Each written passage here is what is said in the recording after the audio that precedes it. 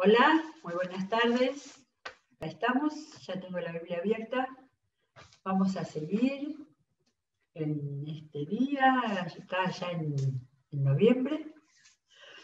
Vamos a seguir con Génesis, donde estamos mirando minuciosamente más allá de la historia conocida, de los relatos tan famosos, ¿sí?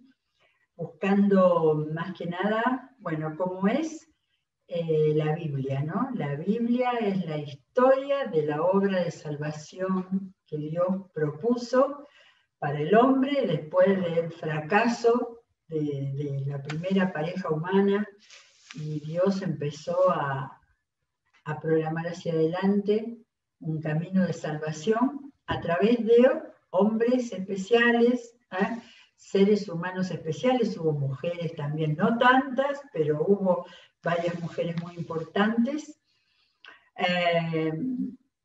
para desentrañar lo más posible. Por eso lo estamos leyendo pensando en cómo detenernos y volver atrás, mirar un poco los tiempos, los pocos indicadores de tiempo que tenemos muchas veces, pero para darnos cuenta y comprender muchísimo mejor, no solamente el corazón del relato, lo más importante, lo que pasó, digamos, sino todo el ámbito, y en este caso de alguien como José, tan importante, tan querido por sus resultados.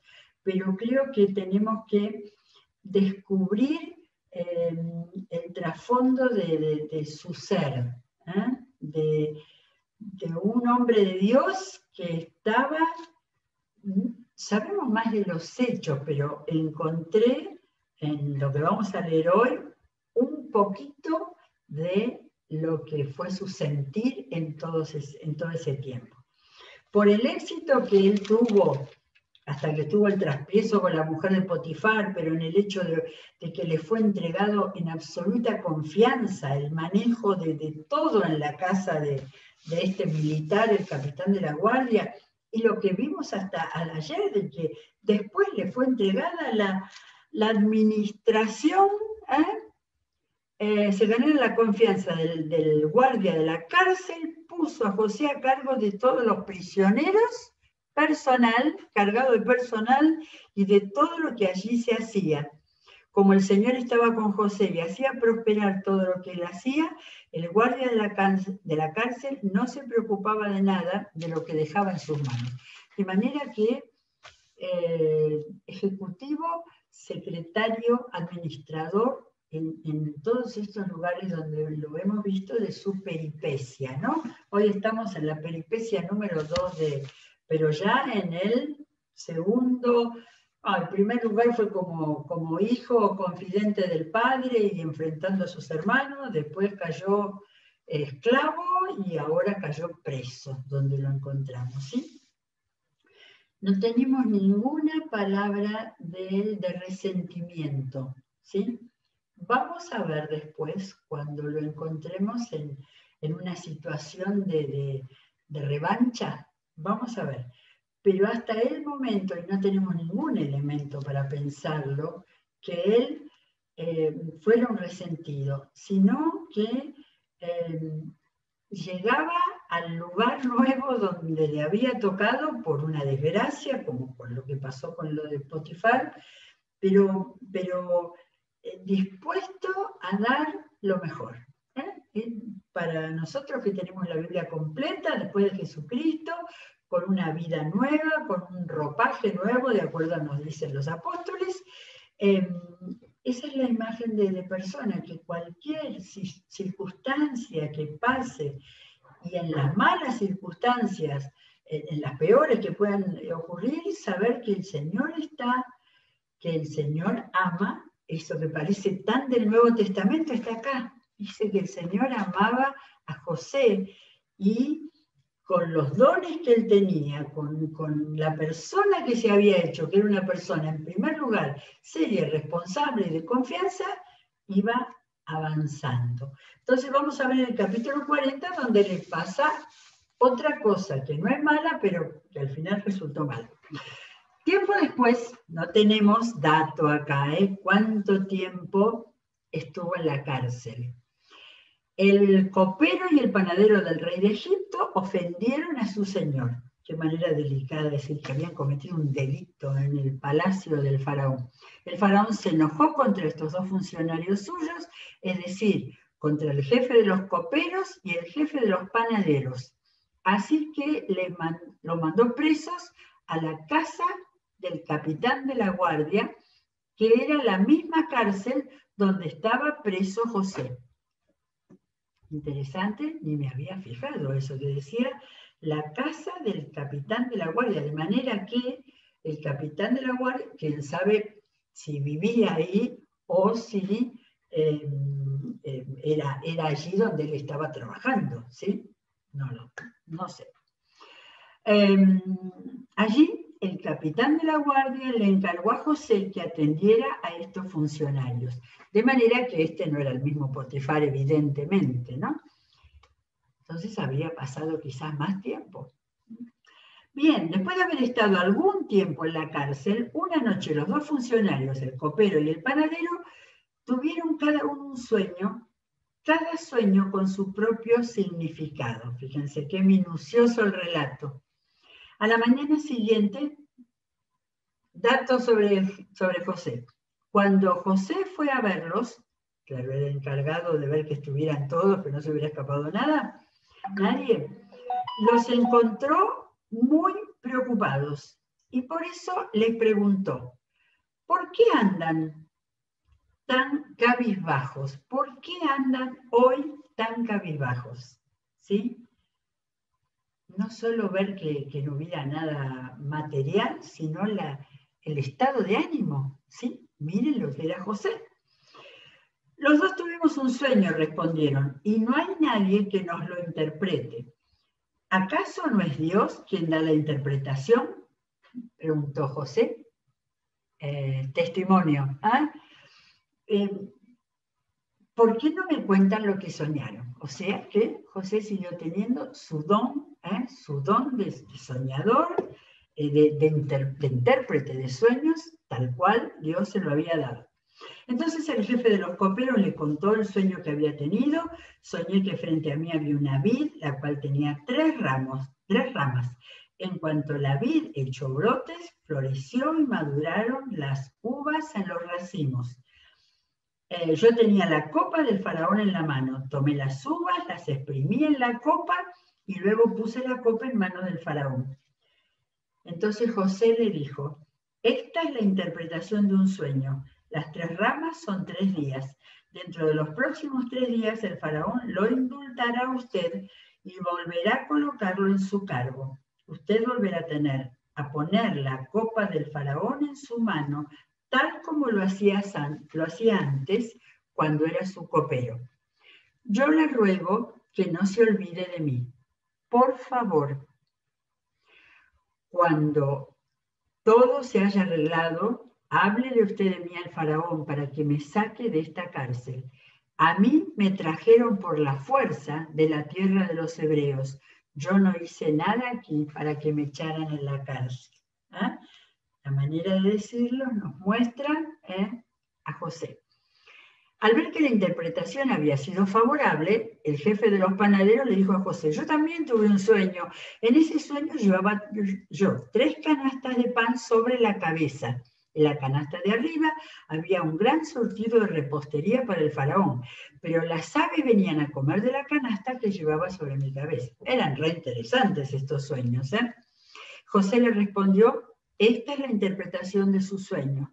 Las 3 canastas son 3 días. Dentro de los próximos 3 días el faraón mandará que a usted lo decapiten y lo cuelguen de un árbol y las aves devorarán su cuerpo. Otra de las cosas es que José no mentía. Para no enfrentar este mal momento podía haberle dicho cualquier otra cosa, ¿no? Tal cual, así como lo hizo con sus hermanos inoportunamente, en este momento dijo tal cual lo que el Señor le había revelado. En efecto, 3 días después el faraón celebró su cumpleaños y ofreció una gran fiesta para todos sus funcionarios. En presencia de esto, mandó sacar de la cárcel al jefe de los coperos y al de los panaderos. Al jefe de los coperos lo restituyó en su cargo para que una vez más pusiera la copa en manos del faraón. Pero, tal como lo había predicho José, al jefe de los panaderos mandó que lo ahorcaran.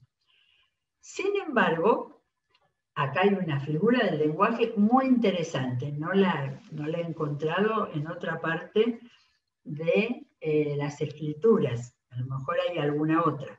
Se llama pleonasmo. Pleonasmo es el decir algo de una manera repetitiva, con otras palabras, pero de manera de estar diciendo lo mismo. Un pleonasmo muy conocido es cuando se dice que alguien subió arriba, ¿sí? O lo vio con sus mismos ojos, ¿sí? Es una repetición.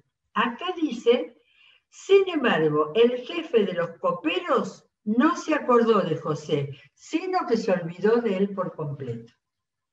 Yo creo que el narrador usó esto porque fue tan grave que se olvidara de José y que realmente lo hubiera dejado ahí habiendo sido tan justo, tan bueno con él, le había abierto la cabeza a la libertad.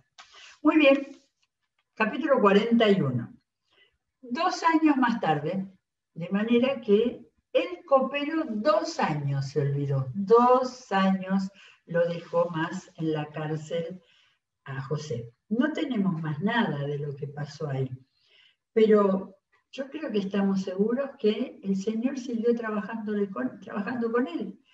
Hizo una obra de, como vimos, de tratar bien, de acompañar a los reclusos, de ser un hombre de confianza, lo cual para alguien que eso lo valora era muy importante. O sea, su carácter, su madurez debe haber sido reforzada con ese tiempo de más, porque aquel copero se olvidó. 2 años más tarde el faraón tuvo un sueño. El Señor siguió obrando por medio de sueños. Estaba de pie junto al río Nilo cuando de pronto del río salieron 7 vacas hermosas, esto lo sabemos de memoria, los chicos lo saben muy bien, y gordas que se pusieron a pastar entre los juncos. Detrás de ellas salieron otras 7 vacas feas y flacas que se pararon a orillas del Nilo junto a las primeras. Y me gusta porque está entre signos de admiración. Y las vacas feas y flacas se comieron a las vacas hermosas y gordas, como si fuera un cuento para chicos. En ese momento el faraón se despertó. Así que el narrador sabía con detalle que primero vino un sueño, se despertó, pero volvió a dormirse y tuvo otro sueño. 7 espigas de trigo, grandes y hermosas, crecían de un solo tallo. Tras ellas brotaron otras 7 espigas, delgadas y quemadas por el viento solano. Y las 7 espigas delgadas se comieron a las espigas grandes y hermosas. En eso el faraón se despertó y se dio cuenta que solo era un sueño. Sin embargo, a la mañana siguiente se levantó muy preocupado. ¿Vieron los sueños cuando inquietan? Se levantó muy preocupado. Mandó llamar a los magos y sabios de Egipto y les contó los 2 sueños, pero nadie se los pudo interpretar. Entonces el jefe de los coperos le dijo al faraón, ahora, yo me lo imagino agarrándose la cabeza, ahora me doy cuenta del grave error que he cometido. Cuando el faraón se enojó con sus servidores, conmigo y con el jefe de los panaderos, nos mandó a la cárcel bajo la custodia del capitán de la guardia. Una misma noche, los 2 tuvimos un sueño, cada sueño con su propio significado. Allí, con nosotros había un joven hebreo, esclavo del capitán de la guardia. Le contamos nuestros sueños y a cada uno nos interpretó. Y todo sucedió tal como él había interpretado. A mí me restituyeron mi cargo y al jefe de los panaderos lo ahorcaron. De manera que le contó con todo detalle al faraón. El faraón mandó llamar a José y enseguida lo sacaron de la cárcel. Nueva vida. Luego de afeitarse, cambiarse de ropa, minucioso el narrador, José se presentó ante el faraón, de manera que se acuerdan que era buen mozo, de buena figura, o sea, le dio dado también, sumado a sus méritos, le había dado una buena impresión. El faraón le dijo: tuve un sueño que nadie ha podido interpretar, pero me he enterado de que cuando tú oyes un sueño, eres capaz de interpretarlo. Acá está el testimonio, porque José nunca dejó de dar testimonio. No soy yo quien puede hacerlo, respondió José, sino que es Dios quien le dará al faraón una respuesta favorable. Y ya era el primero de los hebreos, que enfrentaba al faraón con la verdad y le decía, y no la disfrazaba, ni se hacía pasar él. Nada de eso tenía José. El faraón le contó el sueño, bueno, lo leo rapidito: mi sueño estaba de pie a orillas del Nilo, salieron 7 vacas gordas y hermosas, se pusieron a pastar, detrás de ellas salieron otras 7 vacas, feas y flacas, está igualito el relator. Jamás se han visto vacas tan raquíticas de toda la tierra de Egipto. Eso lo cuenta el faraón, muy orgulloso de su ganado. Fíjense que esto mismo no aparecía allá. Y las 7 vacas se comieron a las otras vacas gordas. Poco después de habérselas comido, no se les notaba en lo más mínimo, porque seguían tan feas como antes. Relato sobre relato. Esto se llama el cuento sobre el cuento en literatura. Entonces me desperté. Tuve otro sueño: 7 espigas de trigo grandes y hermosas crecían en un solo tallo. Tras ellas brotaron otras 7 marchitas, delgadas y quemadas por el viento solano. Las 7 espigas delgadas se comieron a las espigas grandes y hermosas. Todo esto se lo conté a los magos, pero ninguno de ellos me lo pudo interpretar. José le explicó al faraón: en realidad, los 2 sueños del faraón son uno solo. Dios le ha anunciado lo que está por hacer. Ahora, esto es, Dios me ha anunciado a mí lo que está por hacer. Porque podría haber sido fácil, será que nosotros sabemos mucho de fábulas y relatos, pero podría haber sido fácil darse cuenta de algo que mostraba esto en cuanto a algo futuro, pero Dios le está mostrando lo que está por hacer. Y ahí viene la interpretación: están por venir 7 años de mucha abundancia, a los que le seguirán 7 años de hambre, que harán olvidar toda la abundancia que antes hubo. El hambre acabará con Egipto. Miren qué tremenda profecía, Eso era una profecía. Tan terrible será el hambre que nadie se acordará de la abundancia que antes hubo en el país. Pasa eso cuando viene algo malo, que uno se olvida de todo lo bueno. O sea, sabiduría, además del don de interpretación, sabiduría de la manera de interpretarlo de José. El faraón tuvo el mismo sueño 2 veces, porque Dios ha resuelto firmemente hacer esto y lo llevará a cabo muy pronto. Qué impresionante, ¿sí? No solo la interpretación del sueño, no solo la interpretación de que Dios se lo estaba mostrando a él especialmente.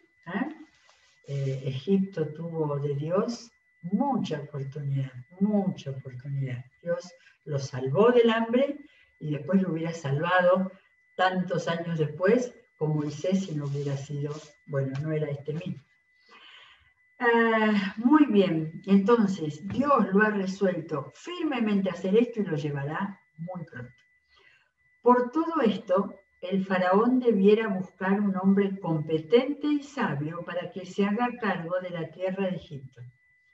De modo que José no solo le interpretó el sueño, no solo le dio palabra de Dios diciendo cuidado porque esto se viene ahora, sino que también le aconsejó lo que habría que hacer. ¿Sí? Es como que realmente había, como cuando en el Antiguo Testamento dice de Caleb que tenía un espíritu especial, tenía un espíritu realmente de comprender. Bien. Egipto es un hombre competente y sabio para que se haga cargo de la tierra de Egipto. Personalmente, yo no creo que él estuviera pensando, diciendo, acá estoy. A mí me parece que no, ¿sí? Estaba una actitud muy respetuosa. Bien. Además, el faraón debería, es un condicional, no le dice deberá, dándole cátedra, no, debería nombrar inspectores en todo Egipto para que durante los 7 años de abundancia recauden la quinta parte de la cosecha en todo el país.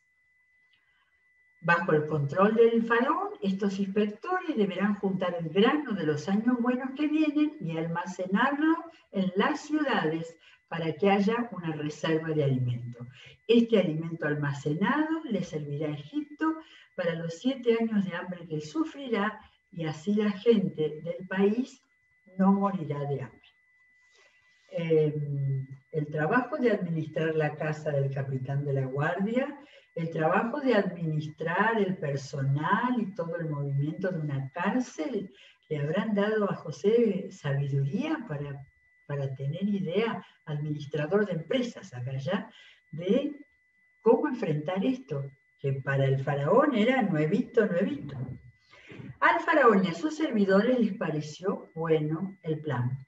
Entonces el faraón les preguntó a sus servidores, ¿podremos encontrar una persona así en quien repose el Espíritu de Dios? Esto es extraordinario, porque nosotros no pensó en alguien que sea realmente alguien que administre un país y que tenga un conocimiento de todo eso en el área de la economía. No. Alguien en quien repose el Espíritu de Dios. De manera que el Espíritu de Dios que había interpretado el sueño, que le había dado a José la claridad de lo que debiera ser, estaba tocando a Faraón. De manera que él, creyera o no creyera, pero estaba percibiendo la presencia de Dios en José. Eso se ve siempre en cada contacto que tengamos, en cada persona con la que hablamos, ¿sí? que perciba el Espíritu de Dios en nosotros. Luego le dijo a José, puesto que Dios te ha revelado todo esto, no hay nadie más competente y sabio que tú. Quedarás a cargo de mi palacio y todo el pueblo cumplirá tus órdenes. Solo yo tendré más autoridad que tú, porque yo soy el rey. Si esto no se llama recompensa, ¿dónde está la recompensa? Voy por el versículo 41. Así que el faraón le informó a José, mira, yo te pongo a cargo de todo el territorio de Egipto. Había tenido una casa, había tenido una cárcel, ahora tenía un país. De inmediato, el faraón se quitó el anillo oficial y se lo puso a José. Hizo que lo vistieran con ropas de lino fino y que le pusieran un collar de oro en el cuello. Después lo invitó a subirse al carro reservado para su segundo en autoridad y ordenó que gritaran, abran paso. Fue así como el faraón puso a José al frente de todo el territorio de Egipto.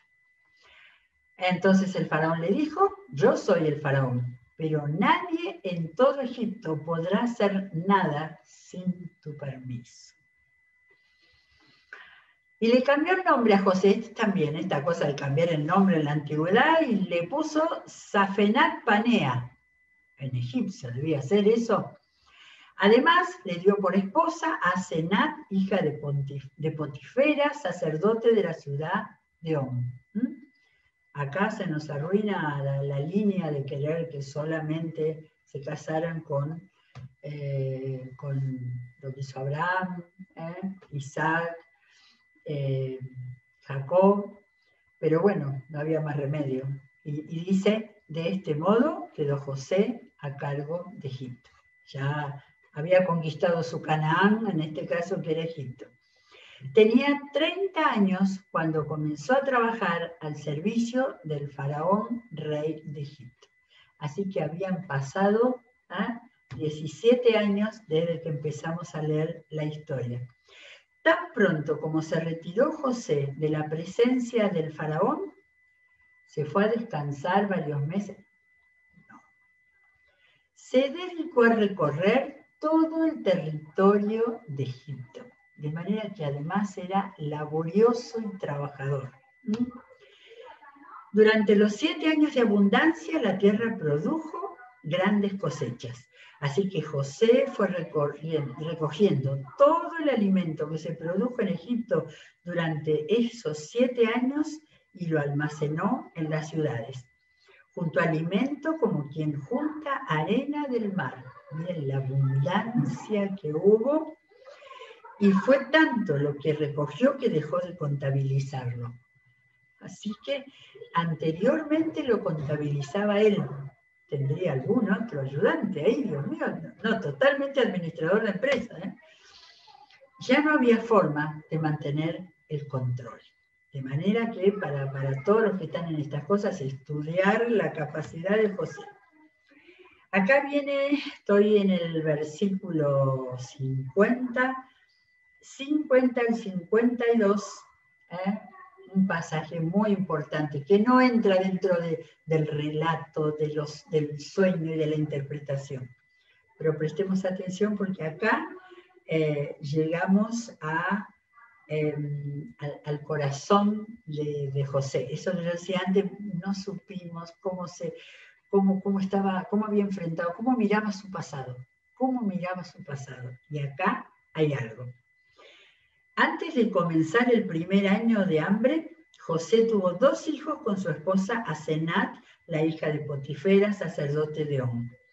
Al primero lo llamó Manasés, porque dijo, ¿qué significaba el nombre de su primer hijo? Dios ha hecho que me olvide de todos mis problemas y de mi casa paterna. ¿Sí? De manera que olvido del pasado. Y con un hijo seguramente eso significaba perdón.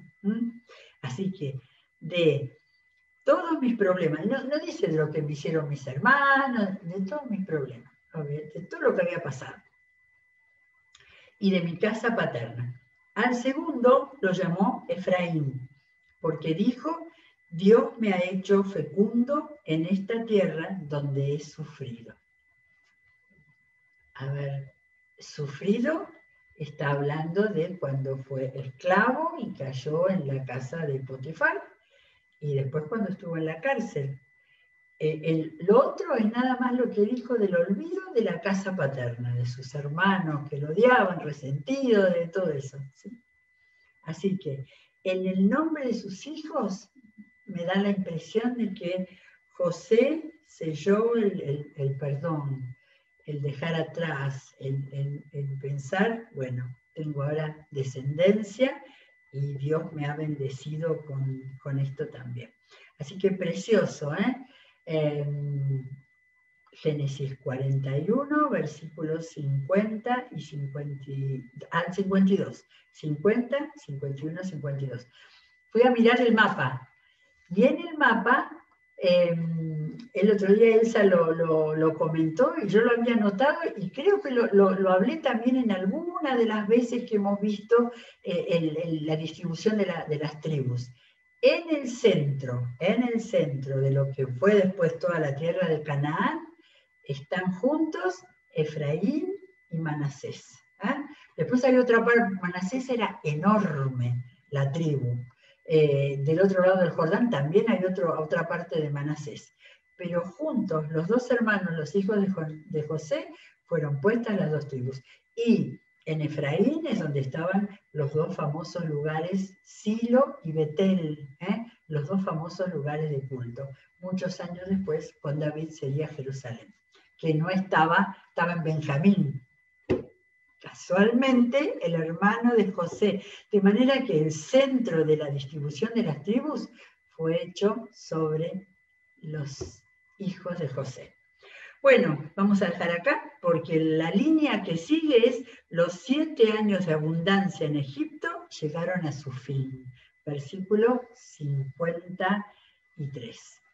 De manera que, si hace mucho tiempo que no leen el Génesis, sigan leyendo, porque cada lectura, un poco con esta base que hemos estado mirando, cada lectura abre nuevas cosas.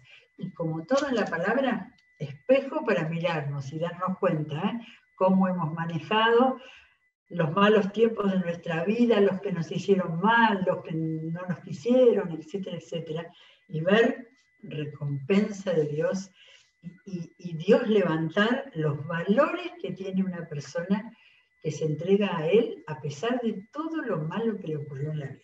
Es extraordinario, y no por ser la palabra que usamos siempre, sino es verdad la palabra de Dios. Muy bien, vamos a seguir mañana si Dios quiere. Yo iba a hacer nada más que esta parte de la vida de José, pero no la podemos separar de cuando se tuvo que enfrentar a sus hermanos y a su padre después.